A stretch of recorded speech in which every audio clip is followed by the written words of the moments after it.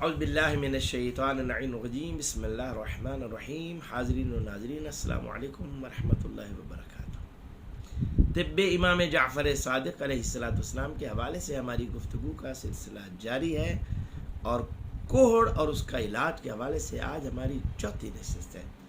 حضرت امام جعفر صادق اپنے جد بزرگوار حضرت امیر المؤمنین علی علیہ السلام سے یہ روایت فرماتے ہیں، اور مولا علی علیہ السلام نے اس روایت کو رسول خدا صلی اللہ علیہ وآلہ وسلم سے روایت فرمایا کہ آپ صلی اللہ علیہ وآلہ وسلم نے ارشاد فرمایا کہ یا علی، اپنی کھانے کی ابتدا اور انتہا نمک سے کرو. اللہ اکبر. یعنی جب تم کھانا کھانے لگو تو سب سے پہلے تھوڑا سا نمک چکھ لو، اور جب کھانا تمام کر لو تو پھر بھی تھوڑا سا نمک چکھ لو. کیوں؟ مولا فرماتے ہیں کہ کیونکہ نمک میں 70 بیماریوں کا علاج ہے، جن میں سر فہرست کوہڑ ہے. اللہ اکبر. کھانا ہم نے کھانا ہے، اور فرمایا کہ اس میں سر فہرست کوہڑ ہے، اور اس میں 70 بیماریوں میں پھلبری بھی ہے، پاگل پن بھی ہے، اور بہت ساری باقی بیماریاں ہیں جو صرف اور صرف کھانے سے پہلے اور کھانے کے بعد نمک کو چکھ لینے سے انسان ان 70 بیماریوں اور بالخصوص موذی مرضوں سے محفوظ رہتا ہے.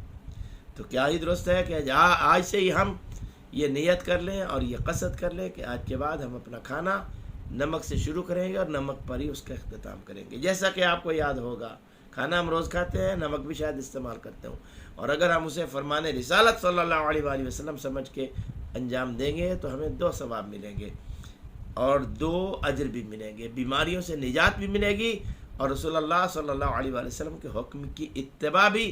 اور اسی کی طرف قرآن نے اشارہ کیا ہے، ان کنتم تحبون اللہ، قل ان کنتم تحبون اللہ فاتبعونی یحببکم اللہ.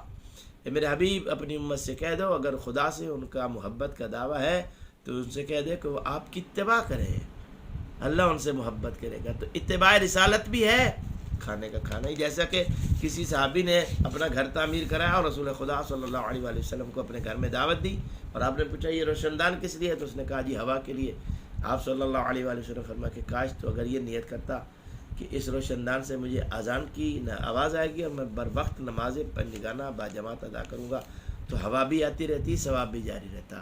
دوستان گرامی، اگر ہم اسی نیت سے آج سے اپنے کھانے میں نمک شروع کر دیں کہ یہ حکم رسول خدا صلی اللہ علیہ وآلہ وسلم ہے اور میں اتباع رسالت میں اس کام کو شروع کر رہا ہوں، تو آپ کو اتباع رسالت کا بھی اجر ملے گا، اور بیماریوں سے اور بالخصوص 70 بیماریوں اور موذی بیماریوں سے بھی نجات ملے گی. اللہ تعالیٰ اپنے حبیب صلی اللہ علیہ وآلہ وسلم کا صدقہ ہمیں صحیح معنوں میں سرکار کی اتباع کی توفیق عطا فرمائے.